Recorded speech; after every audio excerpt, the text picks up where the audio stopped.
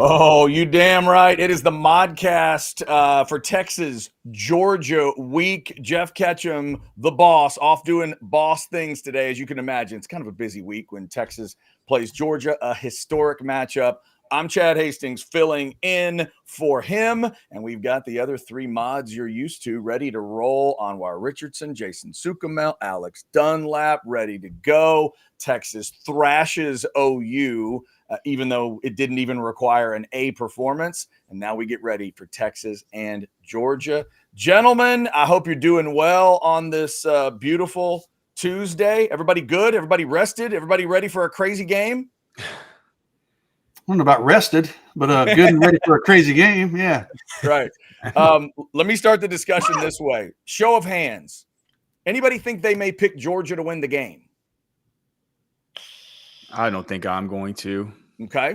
That kind of gets it started. So as I'm looking today, gentlemen, in the AP and coaches polls combined, Texas is getting 109 votes for first place and Oregon's getting 8. That's obviously a huge gap. Texas has delivered a huge gap into my eyes. But as we all know, I'm an outsider to this discussion. I try to look at things like a fan might look at it, just kind of get that 10,000 or 30,000 foot view, whatever you want to call it. But for you guys, you're closer to this than I am, either because of your job or because of it's your team or because of both. So let me just start with y'all's thoughts on this thing. Anwar, let me start with you. The gap for you, does it feel like Texas and the rest of the country, or is it a little bit of a different discussion for you? I mean, yeah, I would say I'd actually have to start with that, Chad, because when I start looking at teams that have been as close to flawless as one could be, knowing that every team has some sort of flaws or wrinkles, but we got a Texas team that still has never really been tested in a game so far. And that's not a knock at Texas. That's actually saying a lot of good things about them. I've seen other teams, struggle against their schedule. Even this Georgia team, that they were kind of life and death with South Carolina just for a long period of time. We haven't seen Texas in a life or death situation so far. Now, Oregon might be the closest because of that. They're 6-0. And obviously they had a close win versus Boise State earlier in the year, which, takes nothing away from that. They had a 24-14 win against Idaho to start off the season. So that one's kind of weird. But of course they pick up the big win against Ohio State. Now, again, Chad, you give them credit for the wins. But when we start talking about who has dominated throughout the entire season, we can only see one program that's been dominant in every game, and that's Texas. Jason, what does it feel like to you with everything you've seen through 6 weeks? Yeah, I tend to agree with Anwar. I'm looking, Texas, Oregon's had close games. Penn State has, Ohio State. Anwar mentioned Georgia. They beat Mississippi State by 10 points last week and barely beat Kentucky, right? Miami's had close games. Not many undefeateds left. BYU might be, what's their schedule? BYU, I don't think they've really been challenged yet. But I do kind of think it's Texas and then the rest. But at the same time, yeah, BYU has, they've blown 18-15 at SMU. They had a close game there. So, if I'm being completely objective here, Texas really hasn't played anybody, though. I mean, Oklahoma's not a good football team. Michigan's not a good football team. Those are good wins, and Texas did what good teams do. They went on the road into a neutral site game and beat the crap out of 2 pretty mediocre teams in tough environments. But I don't feel like Texas has truly been tested. This week against Georgia, in my opinion, I still think Georgia might be the second best team in the country. I think it's Texas and then Georgia. With all due respect to Oregon and Ohio State and Penn State and whoever else. I think Texas and Georgia are probably the 2 best teams in the country. So we're really going to see what Texas is made of this week. Going to Michigan and the way they won that game was impressive. But now I look at Michigan, I'm like, okay, was it really that impressive? They're barely in the top 25. Beating up on Oregon with a C effort by Texas. was impressive, but Oklahoma, did I say Oregon? I don't know what I said. Oklahoma's not very good. The Mississippi State win wasn't super impressive. So this, to me, we're going to really know what Texas is made of on Saturday nights when they face off with Georgia, who I think is the second best team in the country. Alex, you think what you've seen so far is real, or do you think we're about to get a little, more of a realistic indicator of kind of what Texas is compared to others? Chad, one thing I've never noticed about your setup? What's that? Those are those are the upcoming games for Saturday, and those are last Sunday's games. That is true. And I feel bad, Alex, because I did not get a chance to rearrange for the NFL yet. We'll get that done for the 12 o'clock show. College is set. I got 15. That is maniacal, dude. I've done all these shows with you. I had no idea. Dude. I didn't notice it until like a week ago, Alex. So you're not alone. Are you serious? It's always had it like this. What are you guys talking about? I just thought it was like he had a bunch of helmets. I never paid attention. Yeah. Fellas, I got 15 matchups in the background this week, including Texas State and Old Dominion. Like, who else has Texas State and Old Dominion ready to go? But you know what that really tells me, Anwar? That Alex wasn't listening to a damn thing you and I just said. He's just staring. And to be fair, it also shows Alex is not watching the shows at noon because they talk about that all the time. So neither one of you guys got to start watching. That may be true. So, Alex, you obviously put a real keen X's and O's eye on football. Like, so far, does this gap feel huge to you, or are you kind of waiting to see, what this game and others look like? Well, I mean, it's like you said, does it feel like Texas and everybody else? And it's like, to me, it's like in college football, just with my job and I went to Texas and stuff. It always kind of feels like Texas and everybody else. Like I have a, it's like, I have to have a singular focus on Texas. And I think the same sort of goes for, clearly it goes for Anwar and Jason. I mean, we're more focused on this team than other teams. But I think the same goes for you, Chad, even though you're an Aggie. I mean, look at the show you're doing. So I mean, clearly we're hyper focused on them.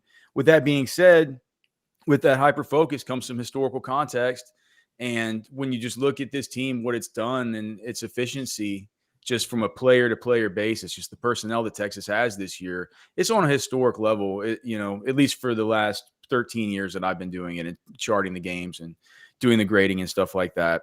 It's off the charts, as far as how much better this team is than other teams. And, Texas has had bad teams, since I started doing this in 2013.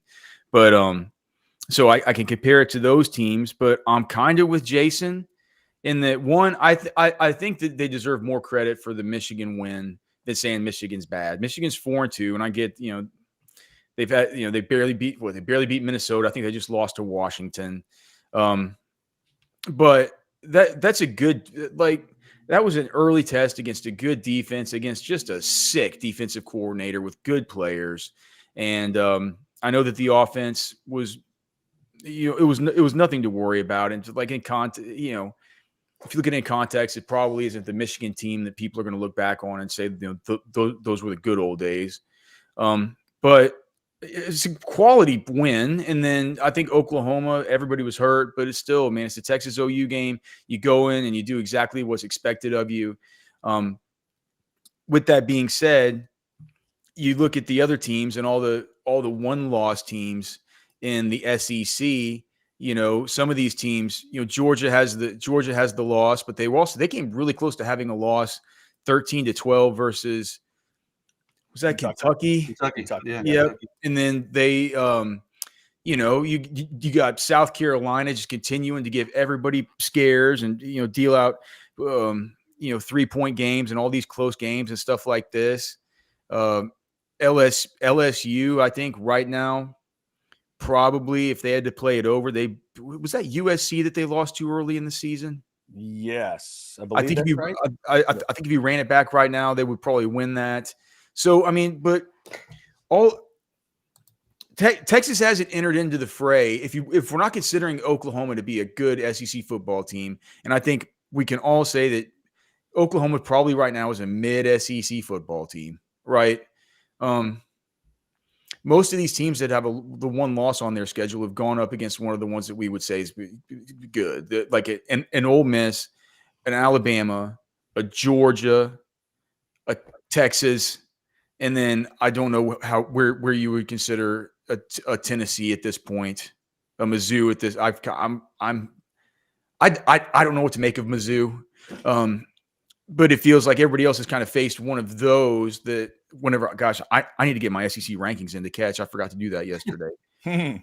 Whenever I get it done, it's going to be hard to sort of separate those, right? And so it's like, I think it's a good question. Does Georgia have a chance to bring Texas kind of into that pack and into that whole malaise, or whether Texas can kind of stand up and say, that they're the remaining undefeated and proving such. It's like there could be no case made against you not being the number one team in the whole country. Yeah, because the other thing, Anwar, is we talked about all the indicators that are drastic in Texas' favor, all the voting, and what your eyeballs can tell you. Vegas says this is a one-score game on Saturday night. I think it was 3.5 yesterday. As we record, it's gone to 4, so a little bit of money in on Texas. But right now, Vegas thinks this is a one-score ball game. I think that's where I'm picking it. That might be another question I would ask everybody. Show of hands. Anybody going to pick a 2-score or more game here? Oh, no, not okay. me. Yeah, me either. Are we talking 2 scores? But hold on, 2 scores. scores. But it's 2 scores 10. I was gonna say it was 2 scores 6. No. I'm sorry, my bad. Onward. The good clarification. Double-digit victory, 10 or more. 10 or more. Like even 8 or more would be 9 or more. I guess would be 2 scores. Right, that's true. If you want to get technical, a 9 or more would be 2 scores. So let's go 10 points or more. A double-digit victory in this game. I think I'm going to have it somewhere right around 7 to 10. Okay, I am too. I think that's what Anwar. Would you agree with that? Yeah, that's fair. Okay, I'm probably even closer than that. I think it's a field goal type game. Yeah. I mean, Texas has not been asked to play really anywhere close to 4 quarters, guys. It's amazing to look at. Like, if you start every third quarter, only one team could even tie them, and they would have needed a 2-point conversion. If you go end of every second quarter and every third quarter, the opponent has not had 8. That's crazy. Like 7 is the I mean, there's some unrealistic things about these games, but people in the chat are trying to say, some people aren't giving Texas credit for stuff. I give them credit for the way they're doing this, fellas, because the one thing I love about watching Texas versus Bama versus Georgia, I didn't think this is where we'd be 6 games in, but they do one thing better than everybody else I watch. They do not stack stupid on top of stupid. They don't. They don't put dumb plays on top of dumb plays. Anwar, you're watching this live in the stadiums.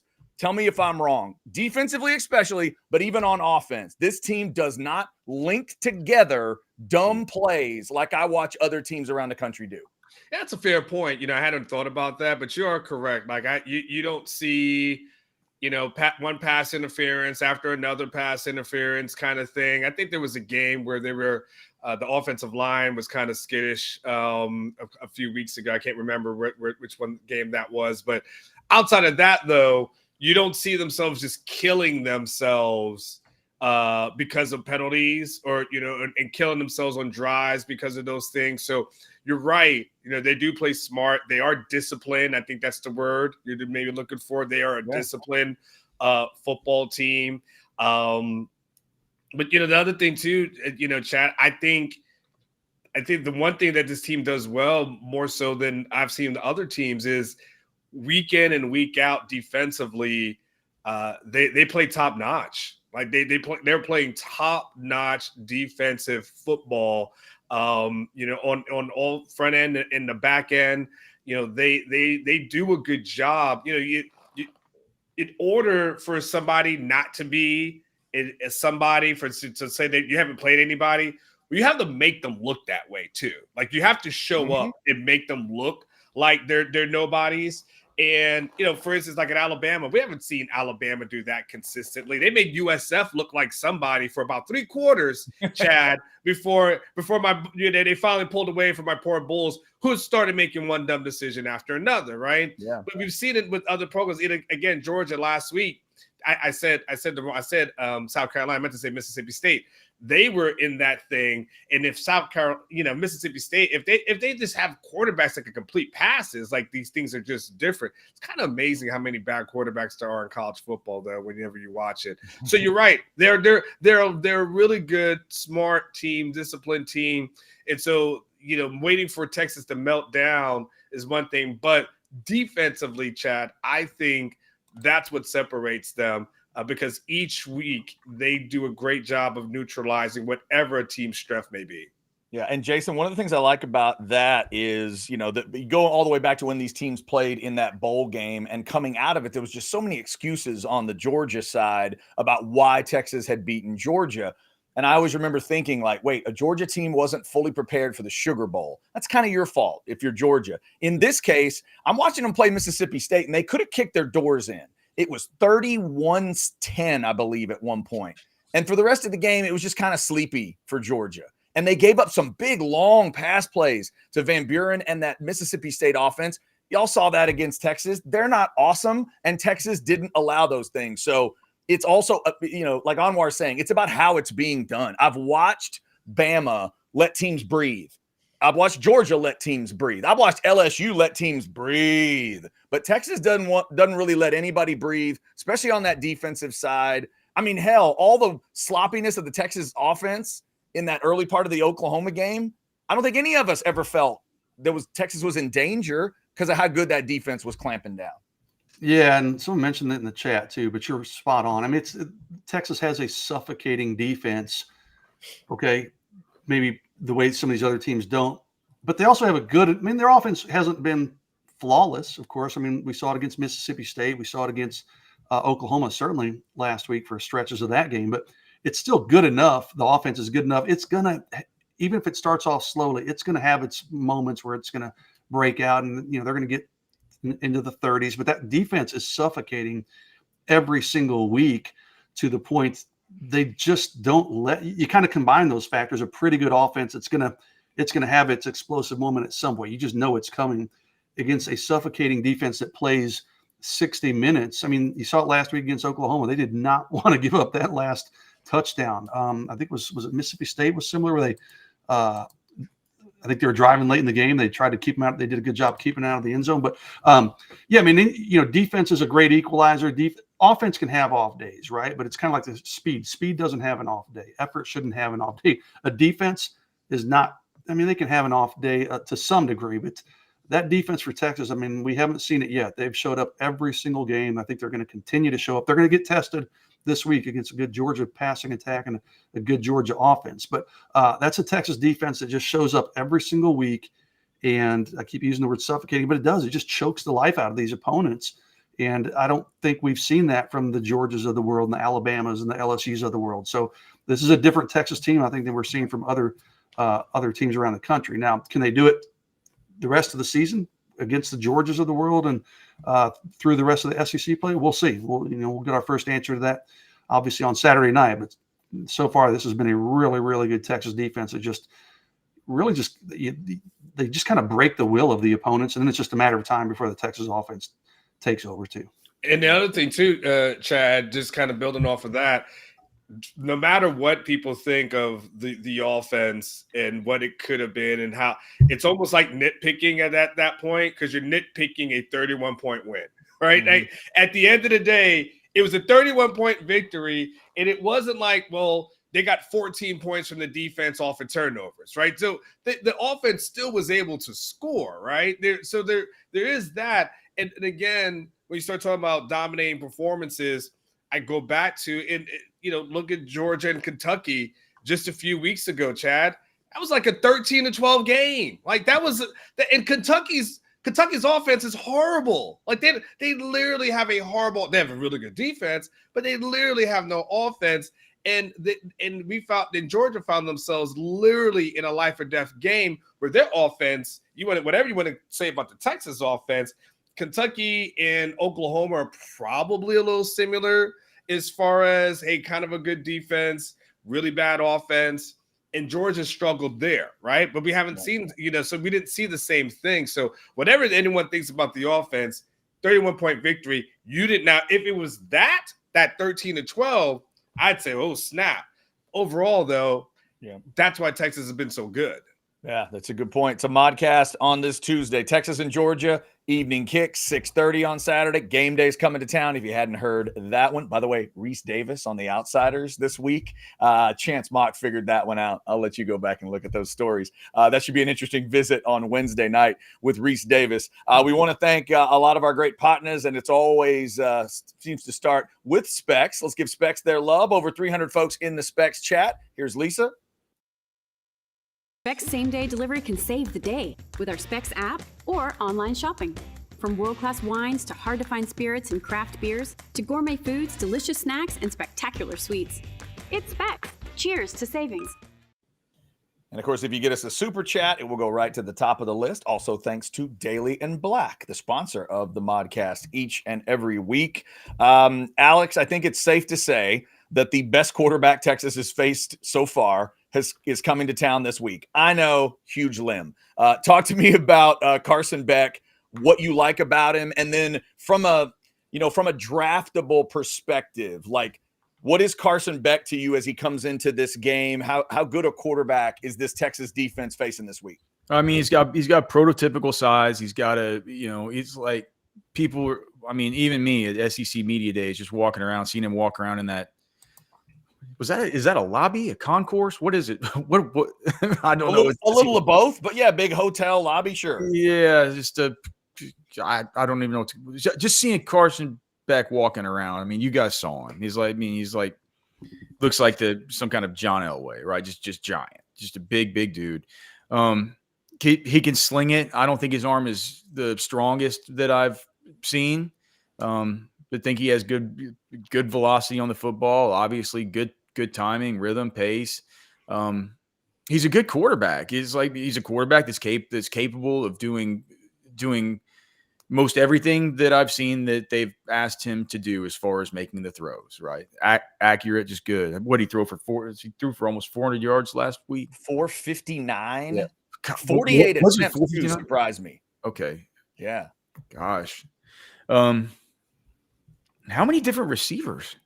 Golly. That's a great question. I'd have to pull up the box to know how many different receivers. But I think, honestly, from the moment I was born to when I was 18 years old, I don't think a Georgia quarterback threw 48 combined attempts like total in that whole time period. When I was growing up, that's not what Georgia did. But this is going to be a game about chunking the ball around. And it is interesting to me, Alex, that you look at the numbers. Their running numbers aren't great, but when Beck and these receivers get going, they can absolutely sling it around. Yeah. And, I'll be better as soon as I finish up with the OU game. That's when on our show Football with Friends, Cody and I, towards the end of the week, we'll do more Georgia film study. But this is just from watching the games. I mean, I think Beck's the best they faced, probably will be the best they face as far as certainly from an NFL draft pedigree perspective.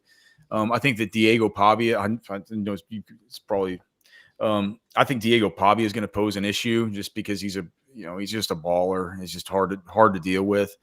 But I think just from a pure prospect standpoint, Beck should be the toughest one that they faced. And certainly this secondary that is Texas statistically is the number one defense in the country right now. And it has to do a whole lot with the secondary being really good so far. And I chalk it up to what PK kind of told us before the season and what Michael Taft tells us every week at these media availabilities of hey, man, if we can get these receivers down and if we can tackle these guys and not let them get yards after catch, it wasn't anything wrong with the scheme last year. It was stuff wrong with the execution. They're executing at a high level, making their tackles on the back end. They're honestly not missing very many tackles, period, on defense this year. I had a whole column about it at Orange Bloods. And this is going to be now we see it's is the second. I think the secondary is good. I think that it's not. I don't think Texas is some kind of paper tiger on defense. While they have areas where it feels like it's kind of where they kind of have points where you can bend them a little bit. The stuff that we thought, right? Vernon Broughton, Alfred Collins, they've been good enough at times and just kind of right there where you're like, oh man, I wish on every play they were just a little bit better, right? But they've been good at in totality, those guys have been fine, right? So I think I think that some of the spots that we didn't think would be as strong, like the secondary, I think we kind of all hoped, we were all kind of wish casting that the edge rush would get there. That certainly has. Yeah. So I think that it's the toughest they faced, but Texas at this time in the season are rolling in with two things that are really good. They're really equipped to go up against him, and that's a good edge rush and that's a good back end. Best stat matchup of the game. When Georgia throws it, 9th in the country. Texas is 2nd in the country in pass defense. So that's going to be fascinating to watch. I know we got a good chat over here about Quinn. So let's get into a little bit of a quarterback discussion. Anwar, I'm going to ask you a question that might be slightly unfair to ask. And I apologize if the answer is just you don't know. But when I saw your reporting last week about the strep throat that went through the team, and then I watched Quinn start that game, I looked at him and I thought, I don't know if he's quite right. I wonder if Quinn was part of that. Any sense for if Quinn might have been a part of that whole thing, but then also what are you hearing about, how he's been since and what type of Quinn and just in terms of the overall health and, the injury and whatever flak jackets are being worn or whatever, the kind of Quinn we may see on Saturday night. Yeah. I mean, I haven't heard anything as relates to that as Quinn in the strep. I feel like, to be quite honest with you, if that was an issue, I feel like spin doctors would have reached out to Orange Blood staff by now and put that out there. I got you. Jason would have received something. Someone would have told Alex, like, hey, Quinn had strep, right? And I think the spin doctors would have been on that if that was the case. Okay. If he did, he didn't tell anybody, about it. But no, I think that at the end of the day, he was a guy that hadn't played in a couple of weeks. He looked like a guy that hadn't played in a couple of weeks. He's taken ownership of it. He took ownership of it after the game. He took ownership of it on Monday when he spoke to the media, talking about his need to play better. But it's still kind of, it's an interesting conversation because Ketch and I had a little back and forth about this, and by little, major back and forth about this yesterday. And I just don't know how you pick apart a 31-point victory. I mean, they won by 31 points, and yes, he didn't play that great, but he didn't have to.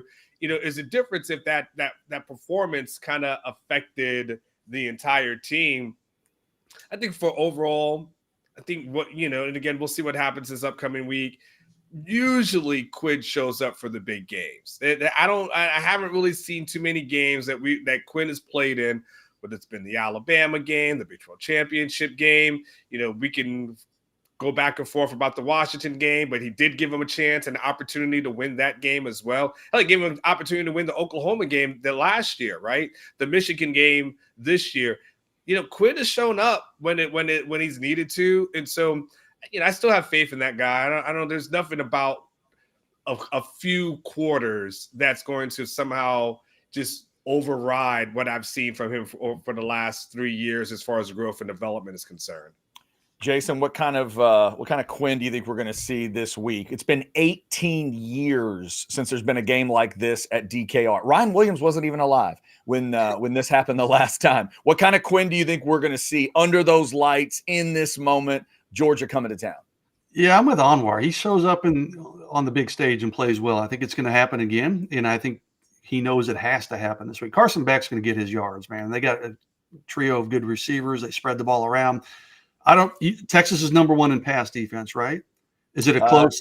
2 in pass. I'm sorry. 2 in pass defense. Yes. Yeah, they may tumble a little bit after this week because I expect Carson Beck's going to put up some numbers because they're going to know they're going to have to move the ball. They're going to have to put up points. This isn't going to be a game where they're going to sit there and take the air out of the football and just grind away yards. So, and I think Texas knows that too. I think they know that, hey, this is going to be a game where they're probably going to need 30-ish plus points in this game to win. This is an explosive Georgia offense. Quinn Ewers needs to be good. They're going to have to lean on him pretty heavily. I don't know that Texas will run the ball super effectively. I think they're going to have to lean on Quinn pretty heavily. He's shown up in big games. Almar rattled him off. I think we're going to see it again this week. I'm chalking last week up just a little bit of rust. Timing was off. He was overthrowing some guys early on. I think he got that out of his system. we'll see. Georgia's going to make it tough on them. That's a good Georgia defense, but he seems to show up on the big stage. I think we'll see it again this weekend. Alex, I'm going to pull this chat up to bring this to you because Brad specifically put you in here. Alex, tell us your take on Quinn. He only had one ball thrown in the air over 20 yards. Concerning. So take that chat and roll on what you're seeing out of Quinn. I mean, I'm not. I mean, I think a good way to look at this is if Steve Sarkisian thinks Quinn Ewers gives him the best chance to win, then we should probably. I mean, it's probably not worth it for us to even argue about it. You know, I mean, I think that look, I'm not sure, or I don't know. I'm not sure anybody would argue that. You know, a lot of this stuff. I think a lot of this stuff is kind of like Quinn and Arch, right? It's kind of like he didn't ask about Arch specifically, but for some reason, it feels like that question sort of invokes Arch in a certain way, if that makes sense. To say he's concerned about Quinn, does that mean he thinks Arch would be better, you know, et cetera, et cetera? So, yeah. I do you know what I would be concerned with if Quinn looked the whole game like he did for those stupid first two throws, where it was just like, gosh, what on earth is he doing?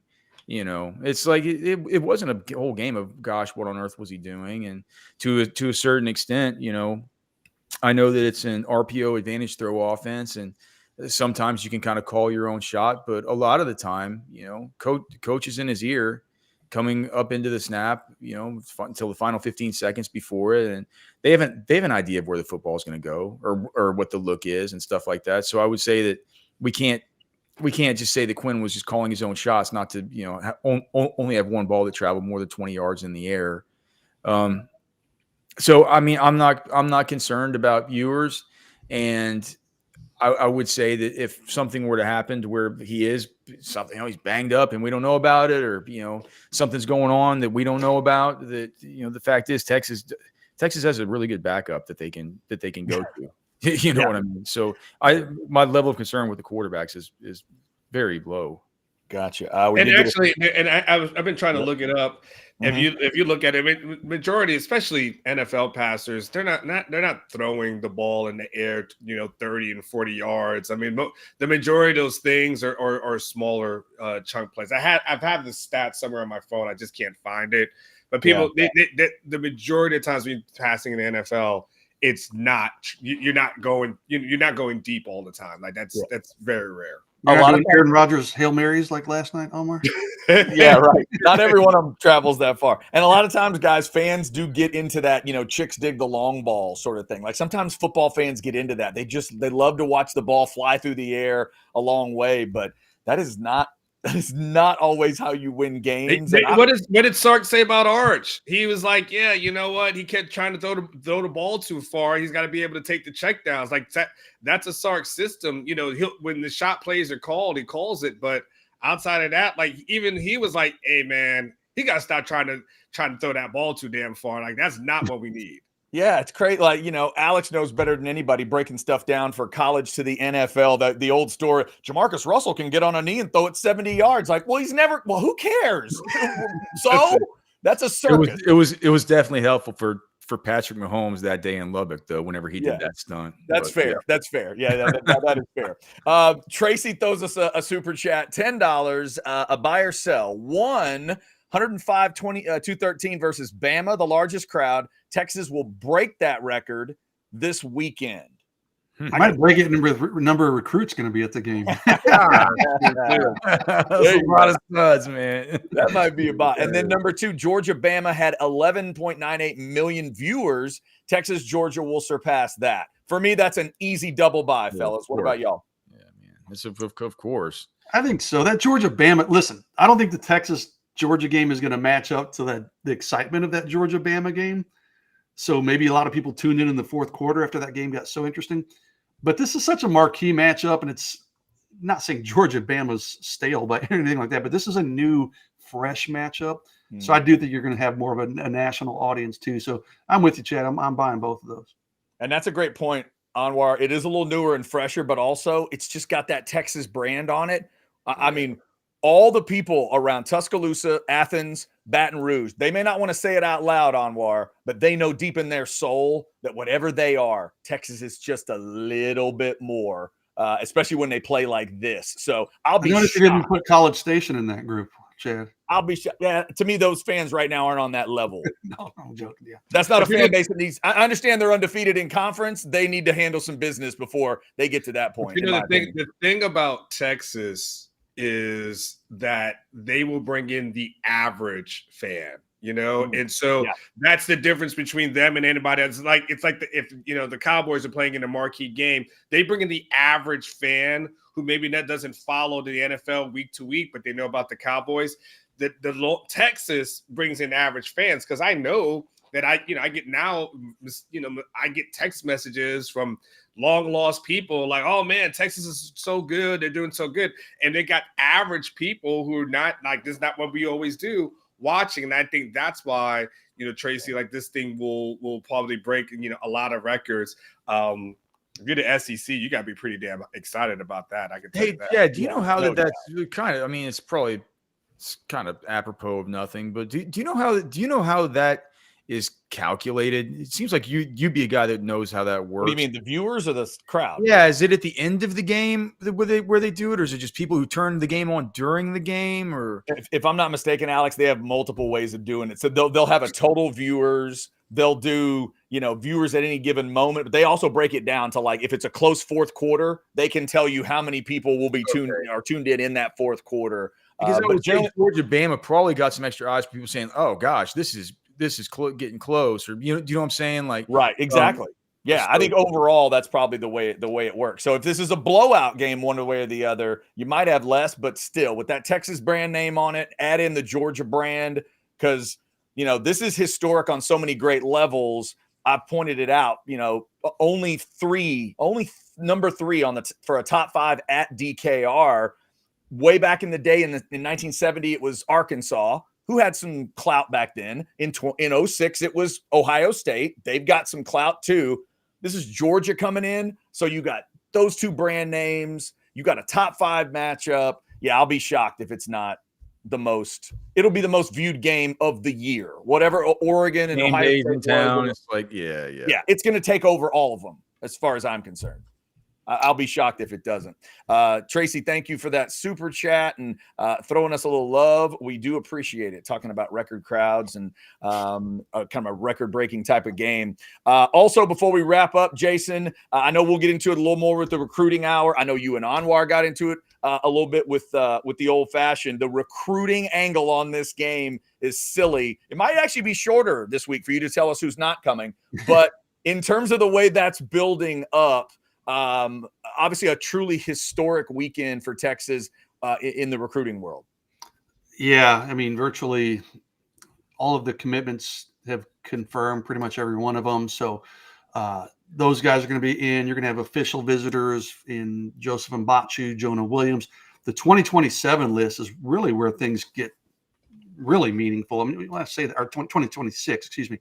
You got some 2025 committed guys are going to visit. Kevin Wynn committed to Florida State. Javion Hilson, he's uncommitted, but he'll come in. Kelshawn Johnson, Texas A&M commitment. But that 2026 list, and I mentioned this to Anwar on his show this morning, I'm going to kind of freshen it up in the war room, and I'm going to put the rankings of each guy when we run the war room on Thursday. And I think that'll really give an idea of just the impact of the number of players, but the quality of players too. I mean, there are some big time prospects coming in for this game, both in-state, out-of-state. A lot of guys coming in. I mean, you got it from California, you got them from Florida, you got them from Georgia. They're coming in from everywhere. So huge recruiting weekend for Texas. Really a chance to make a big impression in a large number, in a high quality and high quantity number of recruits. And just to clarify, since I had one name kind of rang out to me, Javion Hilson, number 1 D end in the 2025 class for a lot of folks. He is confirmed that he's coming.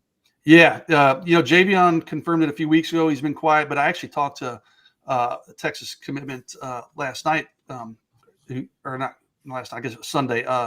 Myron, Myron Charles, thank you. I almost said Myron Charles, and he and Javion are actually flying in together. So Myron kind of reconfirmed it. if you will, on Sunday. And he said, "Yeah, I'll be working on Javion the entire weekend." So yeah, he'll be in town. That's a big visit for him. I mentioned Kevin Wynn, another Florida State commitment, another defensive tackle. So Texas is kind of, as Ketch likes to say, taking Florida State's cornbread. I mean, Myron Charles is a former Florida State commitment. Dalen McCutcheon, Javion Hilson's a former Florida State commitment. I mean, Kevin Wynn's a current Florida State commitment. So yeah, Texas, Florida State's down, and Texas is kind of plucking their players while Florida State's down. All I know is if I'm on that flight from Florida and somebody wants to get a little squirrely, can you please sit them next to Charles and Hilson? I think they. How would you like? Hey, one's on the aisle, one's in the window, and you got to take the middle seat between those two dudes. The thing I'll say too is that, man, if they get if they come to the Texas game and they have a big weekend, have a bunch of fun here and stuff like that, they're gonna go back home and say, dude, I had an awesome time at Texas, but that Austin airport is terrible. It's going to be can you imagine how it's going to be getting out of there with all these events? Oh, Sunday, yeah. They are expanding. No. It's not that bad. Monday is the bad day, Alex. Monday. The F1 final is on Sunday. The race is Sunday. Yeah, the race is Sunday. So, I didn't think about that. I fly out Tuesday morning. I wonder. Hopefully things will be back to normal. There'll probably still be some lingering effects. Alex, on a Tuesday, that airport sucks. It'll take much of a hiccup for you to be standing out there. It's a hard, and don't get me started on how bad that airport is. It's horrible. I was just clarifying the worst day. Yeah. Monday sucks. Getting out there on a Tuesday or Wednesday out of Austin sucks because it takes one little blip, and next thing you know, the line's out the door. Yeah. All right, fellas, before we wrap, we do have a meeting coming up at 11, but Tracy does have one other super chat that can take us out the door, $2. Thank you, Tracy. Thoughts on Texas RB1? Do we have a situation? Fellas, show of hands. Yeah. Who would send Quintravion Weisner out for the first drive? I mean, it's situationally dependent for me. Okay, they're basic co-starters at this point, and you ride the hot hand. But is it a situation? Yeah, but kind of a good situation. I mean, I like both those dudes. Yeah, I think Weisner's elevated his play, so it's almost. I don't view it as a problematic situation. I think it's more of a good situation than anything. I think both of them have got to stop fumbling. That's very true. Either one who's out there, and I know the Silas Bolden. We glamorized the Silas Bolden, hustled. That's cool. Both of those guys got to stop putting the ball on the ground, though. Yeah, good point. You can't count on Silas Bolden being 15 yards behind you, making a heroic play every time you draw it up.